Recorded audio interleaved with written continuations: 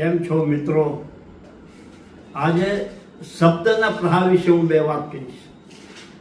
શબ્દનો પ્રહાર એથી જો થાય અને એનો અતિરેક એટલો બધો હોય છે, જો શબ્દના પ્રહારથી માણસ એ શબ્દોની માયાજાળમાં જો એને એક વખતે બોલવામાં આવે, શબ્દથી માન અપમાન થાય, શબ્દથી ઘણું બધું જીવી શકાય છે.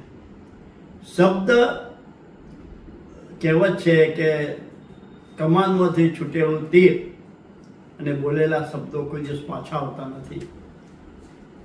એવી રીતે આપણા જે શબ્દ, માણસનું માન આપવું કે અપમાન આપવું એના ઉપર આધારિત શબ્દ છે.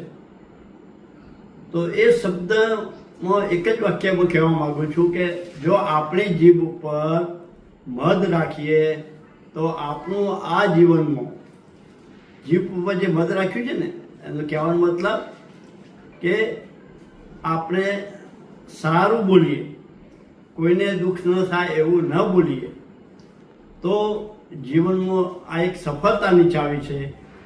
તો મિત્રો, આપણે હવે આજથી સંકલ્પ કરીએ કે આપણે જીભ મધ રાખીએ તો આપણું જીવન સફળ થશે અને આપણે આગળ વધવાની આપણને એક પગથિયું પ્રાપ્ત થશે.